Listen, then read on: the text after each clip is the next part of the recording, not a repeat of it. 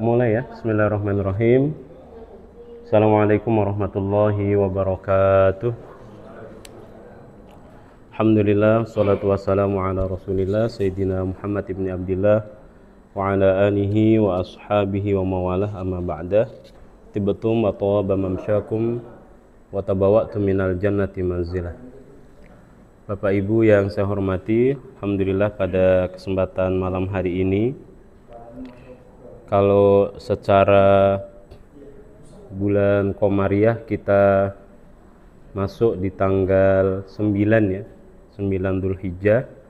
Mudah-mudahan Allah mudahkan nanti malam kita bisa sahur dan besoknya bisa puasa, karena keutamaannya luar biasa, menghapus dosa sebelumnya dan juga dosa 1 tahun yang akan datang. Hadis yang akan kita bahas pada kesempatan kali ini hadisnya cukup panjang dan diriwayatkan oleh Imam Bukhari. Ruwiyal Bukhari min hadithi Samurah ibnu Jundub radhiyallahu anhu qala, diriwayatkan dari Imam Bukhari. Kana Rasulullah sallallahu alaihi wasallam yukthiru ayyaqula li ashabihi. Jadi baginda Nabi ini sering bertanya kepada para sahabat-sahabatnya, hal ro'a ahadun minkum min ru'ya? Ada enggak di antara kalian wahai para sahabatku yang bermimpi? Nah, biasanya kalau ada yang mimpi nanti cerita sama Kanjeng Nabi, dan sama Kanjeng Nabi dimaknai, bisa saja ditafsiri. Faman ra'a ru'yan yaqusuha 'alan nabi, barang siapa yang bermimpi pada malam hari itu maka akan menceritakan kepada Kanjeng Nabi. Tapi kemudian Kanjeng Nabi juga bercerita, wa innahu qala dzata ghadatin, pada satu pagi Kanjeng Nabi bercerita, atani lailata atiyan. Kanjeng Nabi bercerita tentang mimpinya bahwa semalam itu saya didatangi oleh 2 orang. Wa innahuma ibta'atsani, dan 2 orang ini diutus untuk menjemput saya. Wa innahuma qala li, keduanya mengatakan kepada saya ini dalam mimpi itu, intaliq, ayo kita pergi, ayo kita berangkat. Wa inni intalaqtu ma'ahuma, maka saya kemudian berangkat bersama keduanya. Lalu setelah perjalanan ada satu titik di mana semuanya berhenti. Berhenti karena apa? Fa'ataina ala rajulin muttaji'in. Berhenti karena melihat ada seorang laki-laki dalam keadaan berbaring. Wa idza akhar qa'imun 'alaihi bisakhratin, sementara satu orang yang lain itu berdiri ya, berdiri di atasnya sambil membawa batu yang besar. Wa idza huwa yahwi bisakhrati li ra'sihi fayatlughu biha ra'sahu, batu yang besar itu dia angkat kemudian dia timpahkan ke kepalanya. Ditimpahkan ke kepalanya sampai kepalanya pecah. Lalu ketika kepalanya pecah itu sama orang yang tadi berbaring dan kepalanya pecah, kan batunya gelinding, diambil lagi sama dia. Ketika diambil lagi sama dia, kepalanya yang pecah akhirnya utuh lagi. Utuh lagi, batunya diserahkan, dianya berbaring lagi.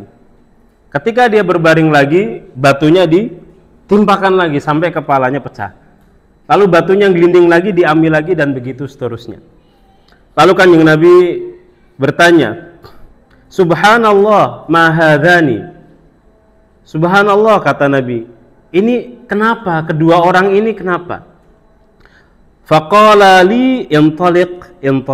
Nabi enggak dijawab, tapi justru diajak untuk berangkat kembali. Fantalaqna, lalu ketiganya berangkat, yaitu 2 utusan tadi bersama Kanjeng Nabi. Fa'ataina ala rajulin mustalqin liqafahu, Ada seorang laki-laki, dia telentang dengan menggunakan tengkuknya. Wa idza akhiru qa'imun alaihi bikalubin min hadid.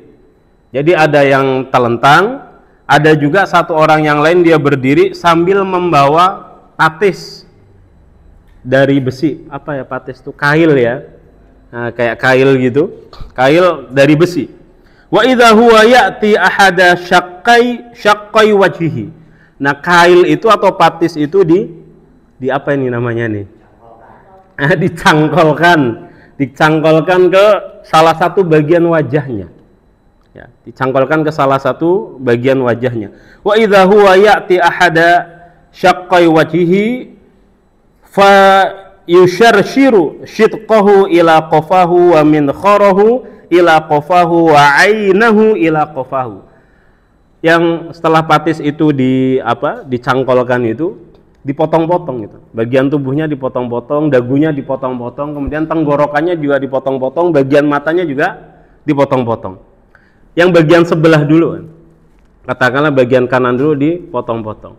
Setelah bagian kanan ini sudah terpotong-potong, maka yang dipotong gantian sebelah kiri.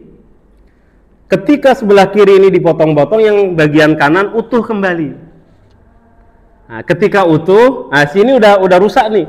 Gantian yang sebelah kanan dipotong lagi. Ketika yang bagian kanan dipotong-potong, yang sebelah kiri utuh. Lalu kemudian dipotong lagi yang sebelah kiri terus gitu. Yang sebelah kanan utuh dan begitu seterusnya. Lalu Nabi bertanya lagi, faqultu subhanallah ma hadzani. Ini apa? Kata Kanjeng Nabi. Tapi tidak dijawab. Faqala li intaliq. Ayo kita berangkat lagi. Ayo kita berangkat lagi. Fantalaqna. Lalu kami berangkat. Fa'ataina ala mislit tanawwur. Lalu kami ketemu dengan satu tungku yang sangat besar. Fa idza fihi rijalun wa nisa'un uratun. Dan di tungku itu kami melihat ada laki-laki dan perempuan telanjang nggak pakai baju. Wa idza hum ya'tihim lahabun min asfali minhum.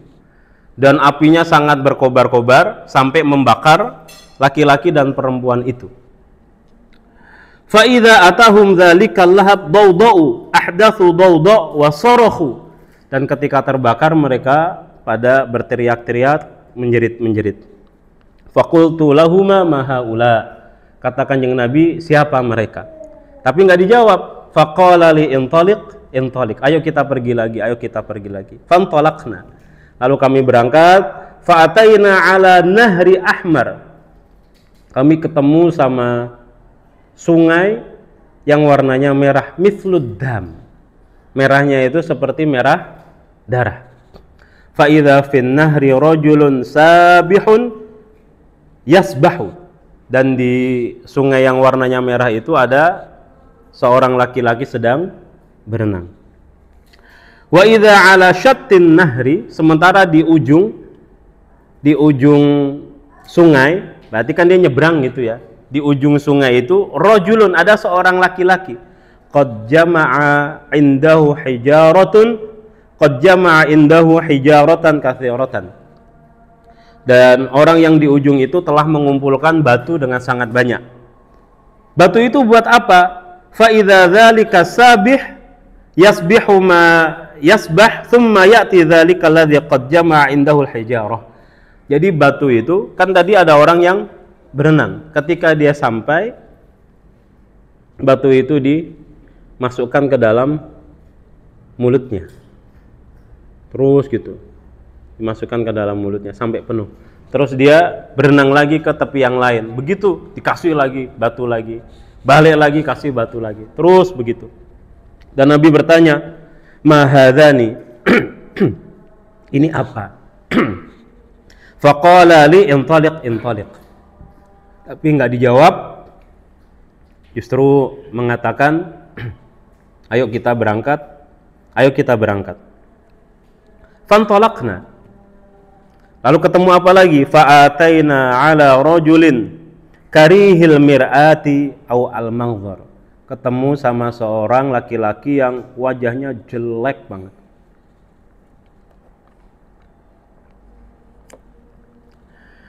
Dan kata Kanjeng Nabi, saya belum pernah ngelihat ada orang yang wajahnya sejelek itu. Saya belum pernah, ini paling jelek. Nabi bertanya, mahada, ini apa? Orang keduanya mengatakan lagi, intolik, kita berangkat. Lalu berangkat lagi. Fa'ataina ala rawdatin mu'tamatin.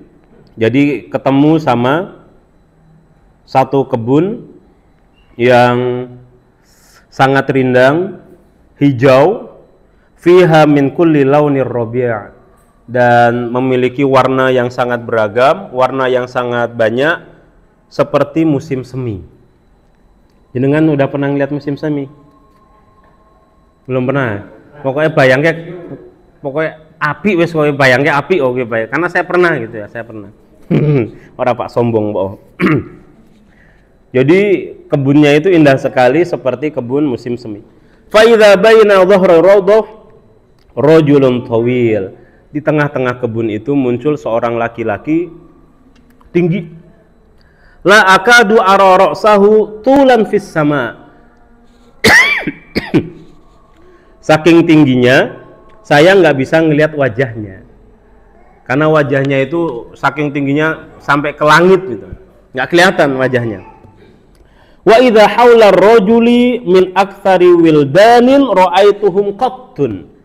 Dan di antara laki-laki ini banyak sekali anak-anak kecil gitu berlarian, ya, anak-anak kecil. Faqultu lahum ma haula. Lalu Kanjeng Nabi bertanya, siapa mereka? Faqala li intolik, ayo berangkat. Lalu berangkat, ketemu lagi, fantahaina ila rawdatin azimah. Sampai kemudian kami ketemu sama kebun yang sangat besar, lam ara rawdatan qattun a'zama minha. Yang saya belum pernah melihat ada kebun seindah dan semegah itu. Faqala li irqa fiha. Kedua orang itu mengatakan kepada Kanjeng Nabi, naik gitu, disuruh naik. Fartaqaina fiha, lalu kami naik. Fantahaina ila madinatin mabniyatin bilabni dhahabin walabni fiddatin. Ketika kami naik, kami ketemu sama Madinah, kota. Yang kotanya itu sangat indah, karena bangunannya itu atau batu batanya terbuat dari emas dan juga perak. Kita kalau bayangin ini kayak film kartun ya, kayak film kartun. Jadi memang banyak sekali orang-orang yang bikin film kartun itu sebenarnya terinspirasi dari agama Islam sebetulnya. Ya. Dulu ada seorang sastrawan namanya Al-Ma'ari. Al-Ma'ari itu bikin buku. Al-Ma'ari ini buta. Saking sukanya baca, dia buta. Dan dia menggambarkan itu, keadaan di akhirat. Konon bukunya kemudian menjadi rujukan orang-orang Eropa dalam membuat film-film kartun. Baik, jadi Nabi sampai di atas dan ketemu sama Madinah, ya, sama kota yang sangat indah itu. Fa'ataina babal Madinah fastaftahna fafataha lana. Lalu kami ketemu sama pintu kota itu. Kalau kota zaman dulu masih pakai pintu ya. Dan kita minta dibukakan. Ketika minta dibukakan, itu dibuka. Pintunya kebuka. Fadakhalna. Lalu kami masuk. Fatalqana fiha rijalun syatrun min khalqihim ka'ahsani ma anta ra'in wa syatrun ka'aqbahi ma anta ra'in. Ketika dibuka itu ketemu sama orang-orang, Pak, Bu, separuh badannya itu ganteng luar biasa, bagus luar biasa, separuhnya lagi buruk. Kalau sopo gimana? Jadi separuhnya kentang, separuhnya elek. Ya. Faqala lahum. Maka kedua orang yang tadi menjemput Kanjeng Nabi itu mengatakan kepada orang-orang ini yang badannya separuh-separuh itu, idhabu faqa'u fi dzalikan nahri. Pergi kalian dan masuk ke dalam sungai. fa idza nahrun mu'taridun yajri ka'anna ma'ahu al-mahaddu minal bayad. Maka orang-orang itu masuk ke dalam sungai dan sungainya itu sangat putih. Fadhahabu fawaqa'u fiha thumma raja'u ilaina qad dhahaba dzalika su'u anhum fasaru fi ahsanis surah. Setelah mereka berenang, mereka balik lagi dan mereka kembali dalam keadaan semua badannya itu sudah bagus. Yang hilang-hilang tadi sudah hilang karena mandi di sungai. Nah, coba apa kali Sindon apa kali Mbaro kae nggo adus kira-kira dhewe tambah kenteng ora ngono ya. Hah? Tambah ireng. Nah, Bapak Ibu sekalian, ini hadisnya cukup panjang, saya singkat aja. Maka penafsirannya, kata Kanjeng Nabi, ini sehari semalam saya jalan sama kalian berdua, tapi saya nggak tahu artinya. Tolong maknanya apa? Maka dua malaikat itu memberikan makna. Qala amma inna sanukhbiruka. Kami akan kasih kabar, informasi terhadap apa yang engkau lihat barusan. Amar rajulul awwal, laki-laki yang pertama itu yang kepalanya dihantam sama batu. Fa innahu rajul ya'khudul Qur'an fayarfuduhu. Orang yang mempelajari Al-Qur'an, orang yang menghafal Al-Qur'an tapi tidak mau mengamalkan ajaran Al-Qur'an. Wa yanamu 'ala sholatil maktubah, dan dia bahkan bukan hanya tidak mau mengamalkan ajaran Al-Qur'an tapi dia tidur ketika sholat wajib. Nggak sholat berarti dia. Ketika adzan isya dia nggak sholat, tidur. Subuh nggak sholat, tidur. Gitu. Wa ammar rajul alladzi ataita alaihi, sementara laki-laki yang kedua itu, yang tadi dipotong-potong yang sebelah gitu ya. Fa innahu rajul yaghdu min baitihi fayakdzibul kizbata tablughul afaq. Ini adalah gambaran orang yang sehari-harinya sukanya berbohong. Sukanya bohong. Sementara laki-laki yang ketiga tadi ada dandang, apa itu namanya? Kuali ya. Kuali itu adalah gambaran bagi laki-laki yang berzina dan perempuan yang berzina. Adapun yang keempat tadi apa? Yang berenang di darah kemudian mulutnya diminta untuk makan batu. Fa innahu akilur riba. Dia adalah orang yang makan uang riba. Wa amma ar-rajul al-karih al-mir'ah, laki-laki yang wajahnya jelek banget, yang kata Nabi, saya nggak pernah ketemu sama orang yang lebih jelek dari orang ini. Itu siapa? Fa innahu malikun khazinu jahannam, adalah malaikat Malik, penjaga neraka. Jadi nek jenengan kroso elek iki ra apa-apa, Pak. Si ono sing luwih elek timbang jenengan. Orang duwe duit nggo tuku biore, si ono ra biore saiki ora apa-apa. Si ono sing luwih elek jenengan ibu-ibu sing duwe bojo kok krasane elek ora apa-apa. Ono sing luwih elek deh bojone jenengan ternyata. Nah, pede wae pede. Tapi aja kepediren, Pak. Baik, wa amar rajul at-tawil. Tadi ada yang selanjutnya ketemu sama laki-laki yang tinggi banget, wajahnya sampai nggak kelihatan. Fir raudhah, dan dia ada di taman-taman surga itu. Fa innahu Ibrahim alaihi salam. Dia adalah Nabi Ibrahim alaihi salam. Wa ammal wildan, dan anak-anak yang berlarian banyak itu di sekitar Nabi Ibrahim, alladzina haulahu fakullu mauludin mata 'alal fitrah. Mereka adalah anak-anak kecil yang meninggal dalam keadaan belum baligh, masih dalam keadaan fitrah. Faqala ba'dus sahabah, lalu kemudian sebagian sahabat bertanya, ya Rasulullah, wa auladul musyrikin, wahai Rasulullah, apakah yang bersama Nabi Ibrahim itu juga anak-anaknya orang musyrik? Faqala Rasulullah, wa auladul musyrikin, dan termasuk anak-anaknya orang musyrik. Hebat agama ini. Karena anaknya orang musyrik itu ketika dia mati dalam keadaan fitrah, berarti kan fitrahnya tetap masih muslim. Rahmat sekali agama ini. Wa ammal qaum, sementara orang-orang alladzina kanu syatrun minhum hasanah, yang sebagian ganteng, bagus, yang sebagiannya lagi jelek, fa innahum qaumun khalatu amalan sholihan wa akharu sayyi'an, yaitu orang yang mencampur adukkan amal-amalan, ya kadang dosa, kadang yo taat, kadang maksiat, yo kadang sholat, kayak gitu. Tajawazallahu anhum, yang kemudian diampuni sama Allah Subhanahu wa taala. Kan tadi kan disuruh berenang kayak neng Kali Sindon, Mbok. Nah, terus balik selesai berenang ternyata resik gitu. Karena diampuni oleh Allah Subhanahu wa taala. Baik, apa hikmah dari hadis ini ya?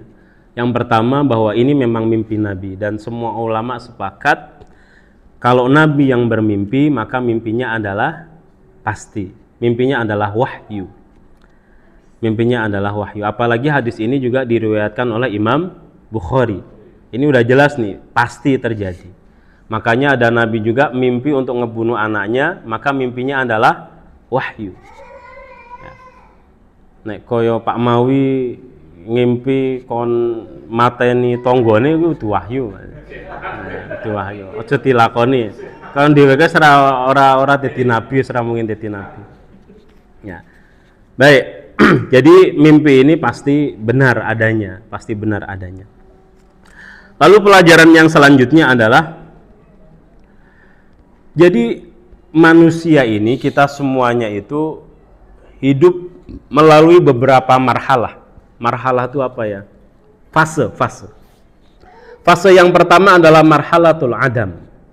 Fase yang semua kita itu belum ada. Wa kanat qabla khuluqi Adam. Ini adalah fase sebelum Nabi Adam diciptakan. Ini sebenarnya saya pengen cerita tapi khawatir waktunya nggak cukup ya. Jadi Nabi Adam itu diciptakan menggunakan apa? Menggunakan tanah. Sementara Sayyidatina Hawa diciptakan dari tulangnya atau rusuknya Nabi Adam. Kalau Allah Subhanahu wa taala mau menciptakan Hawa itu dari tanah, bisa nggak? Bisa. Wallahu ala kulli syai'in qadir, gitu, bisa. Tapi disinilah hikmahnya. Kenapa laki-laki itu langsung diciptakan dari tanah, sementara yang perempuan itu diciptakan dari sebagian laki-laki. Karena memang fitrahnya laki-laki itu adalah kul itu kulun, apa namanya, al-aslun, laki-laki itu asal. Apa asal itu? Asli, memang apa ya, Pak, paham nggak sih? Dia itu pokoknya, pokok. Sementara perempuan itu adalah bagian dari pokok. Bagian dari pokok. Maka inti ya, terima kasih Bu. Laki-laki itu adalah inti, sementara perempuan itu bagian dari inti. Jangan dibalik. Hancur nanti. Maksudnya apa? Tugas laki-laki itu adalah melindungi juz'un, melindungi bagian. Melindungi bagian. Dan mau gimana sifat perempuan itu pasti akan ngetut ke yang inti gitu. Kan nggak ada yang namanya cabang dia berdiri sendiri, nggak bisa. Yang namanya cabang itu pasti ikut yang inti. Dan tugas inti adalah melindungi yang cabang tadi. Nah, itulah diantara hikmahnya. Maka ya kalau dunia kebalik pasti akan hancur. Saya tadi baru baca di mana ya, di Detik atau di mana. Sekarang itu di Amerika dunianya kebalik. Yang laki-laki itu diminta untuk di rumah, sementara yang yang perempuan kerja gitu. Apa sih istilahnya itu? Bapak rumah tangga gitu. Sekarang di film juga udah mulai ada tuh laki-lakinya yang ngurus anak, sementara istrinya yang kerja. Itu nggak bisa. Nggak bisa. Karena memang fitrahnya begitu. Fitrahnya perempuan itu ikut laki-laki, dan yang bertanggung jawab adalah laki-laki. Baik, marhalah yang pertama adalah marhalah Adam. Belum ada apa-apa. Nabi Adam juga belum diciptakan. Marhalah yang kedua adalah marhalah ditiupkannya ruh. Marhalah diciptakannya ruh. Dan ruh itu ketika diciptakan bareng-bareng Pak aslinya Pak. Ruhnya saya, ruhnya Pak Nonon, meskipun lebih tua Pak Nonon, ruhnya diciptakannya podo bareng-bareng kabeh wonge bareng-bareng. Nah, marhalah yang ketiga baru kemudian ditiupkannya ruh ke jasad. Nah, itulah yang agak beda-beda. Saya lahir tahun berapa, Pak Nonon lahir tahun berapa, Pak Nur Hadi lahir tahun berapa. Itu marhalah yang ketiga. Marhalah yang keempat adalah alam barzakh. Yaitu mulai dari alam kubur setelah kita meninggal sampai nanti hari pembalasan. Marhalah yang selanjutnya adalah ya marhalah ba'da atau setelah pembalasan itu, setelah pembalasan. Marhalatul khulud atau fase keabadian. Ya, fase keabadian. Maka yang diceritakan oleh Nabi itu betul, nanti akan ada hal-hal semacam itu gitu ya. Ada orang dimasukin batu bata, ada orang dipotong-potong, ada anak-anak kecil berkeliling di sekitaran Nabi Ibrahim, ada orang dipecahin kepalanya dan seterusnya dan seterusnya. Baik. Yang selanjutnya pelajarannya adalah bahwa Allah Subhanahu wa taala itu Maha Adil. Kenapa sih orang yang dia mempelajari Al-Qur'an lalu kemudian tidak mengamalkannya, bahkan ketika sholat 5 waktu dia ditinggal tidur, hukumannya adalah dipecahkan kepala. Karena sujud itu menggunakan kepala dan orang ini nggak mau sujud gitu. Orang ini nggak mau sujud, makanya kepalanya yang dipecahkan. Dan menghafal Al-Quran lalu mengamalkannya itu kan dimulai dari kepala. Nah, yang menarik Adham Syarqawi, penulis itu mengatakan bahwa tidak mengamalkan Al-Quran itu hati-hati. Contoh tidak mengamalkan Al-Quran apa? Al-Quran meminta kepada kita untuk amanah, kita tidak amanah. Al-Quran meminta kepada kita untuk birrul walidain, kita tidak birrul walidain. Termasuk tidak mengamalkan Al-Quran, termasuk menolak Al-Quran adalah memilah-milah hukum yang ada di dalam Al-Quran. Ibu-ibu terutama hati-hati. Sing iki gelem dilakoni, sing iki ayat iki ra gelem dilakoni, harus diterima semua gitu. Mas sing lanang kok guyu iki, apa paham maksudnya? Oh, paham. Ya, paham. Hah? Aku mau ngomong pede kan aja kepedenan ya. Baik. Lalu kemudian kenapa sama Allah Subhanahu wa taala orang yang berbohong itu dipotong-potong dari sini sampai kemudian ke tenggorokannya? Karena ya itulah. Orang ketika berbohong itu kan dia menjual air mukanya, air wajahnya. Seolah-olah nggak ada apa-apa, air mukanya datar gitu kan. Santai. Makanya kemudian sama Allah dipotong-potong dari mulai wajah sampai ke tenggorokannya. Karena alat untuk berbohongnya ada di tenggorokan. Kenapa kemudian orang yang zina itu dibakar? Karena itulah tubuh yang dia bersentuhan waktu itu. Lalu sama Allah semua kulitnya dibakar.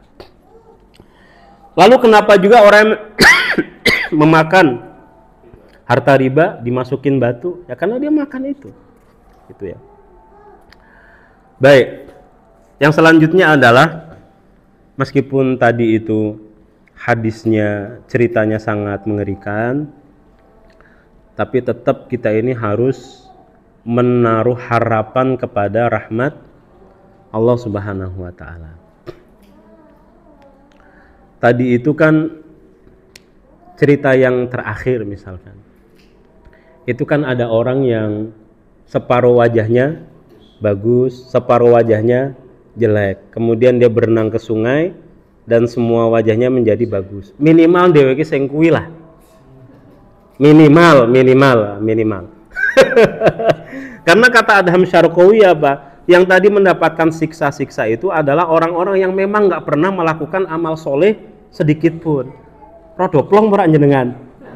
Mending aku ya padha tak plong ah.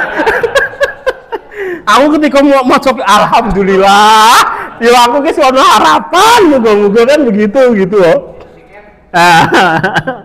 Ya karena kadang kita sebagai manusia Kadang ada maksiatnya, kadang ada taatnya, kadang ada taubatnya. Mudah-mudahan sih Allah Subhanahu wa taala fa'fu anna waghfir lana warhamna, diampuni. Jadi meskipun ada mungkin kepleset-keplesetnya kita, sama Allah Subhanahu wa taala dimaafkan, hingga ketika di akhirat itu nggak ada separuh wajah yang buruk itu pun nggak ada. Yo minimal nek sing kaya kuwi tetep diterima.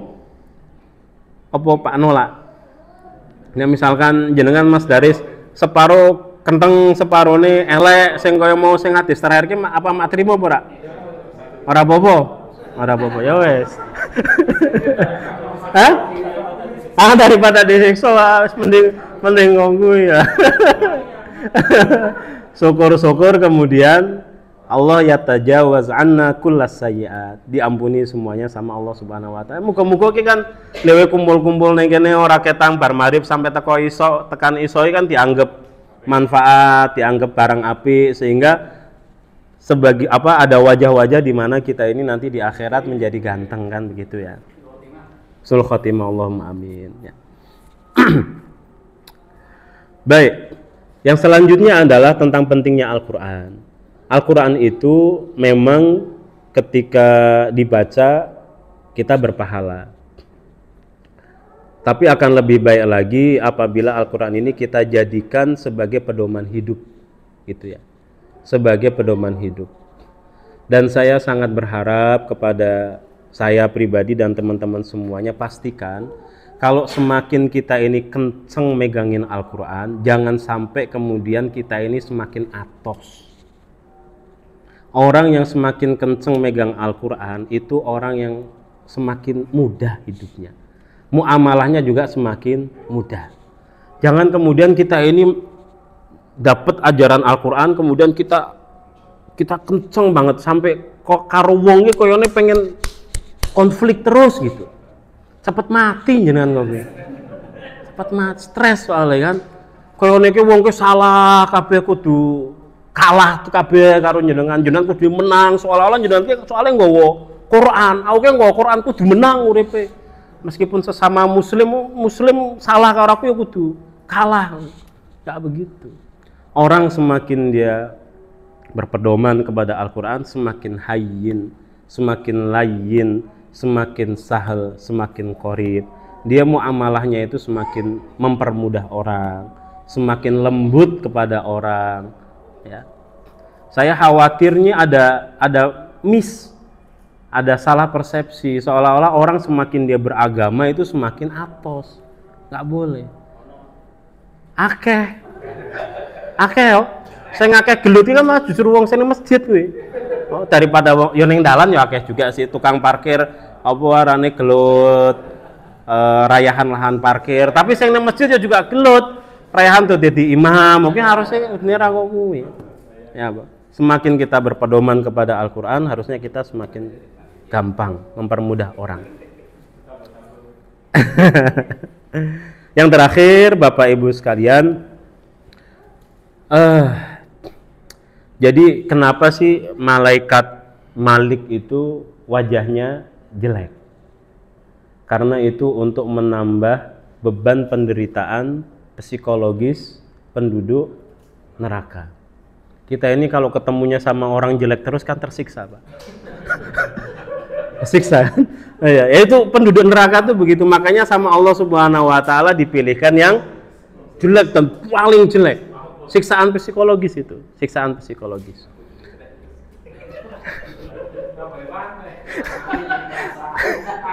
Aku urung tekan Bruno tapi udah tekan Bruno. Nah, begitu juga kenapa Allah kasih malaikat penjaga surga itu wajahnya ganteng, enak untuk dilihat, karena sebagai tambahan nikmat penduduk surga. Makanya pastikan di dalam rumah itu Bapak Ibu sekalian, kita memberikan wajah yang paling nyaman untuk dilihat. Kepada istri kita kasih wajah yang sebisa mungkin paling nyaman untuk dilihat. Elek rapopo tapi nek sek penak disawang ke orang nambah perkara apa. Wis elek disawang rapi nak stres cepet, dadake cepet mati. Dan masalahnya itu ternyata menurut data ini, saya tadi barusan dari Cirebon ke dinas keperempuanan, ternyata memang datanya yang paling banyak meninggal dunia duluan itu adalah laki-laki. Ya gue tekanan gue. Tekanan, stres. Jadi kan coba teliti yo, coba teliti. Obat-obat sakit kepala itu rata-rata laki-laki. Nah, iklan nih, Paramek apa Paramek? Lanang. Terus apa mana yang selain Paramek? Budrek, lanang. Oskadon, lanang. Telok bae akeh wong lanang. Melas karo wong lanang ge melas tulung. Oh, tulung. Jadi tapi kemudian Bapak Ibu sekalian, saya pernah membaca Malik bin Nabi itu mengatakan begini. Ada salah seorang ilmuwan muslim ya, namanya Malik bin Nabi. Orang jelek itu wajahnya bisa jadi menarik untuk dilihat. Salah satunya kalau dia bahagia. Orang itu kalau semakin bahagia, maka wajahnya akan semakin enak dilihat. Begitu juga sebaliknya, orang yang tadinya enak dilihat, kalau hidupnya dia menderita akan menjadi jelek.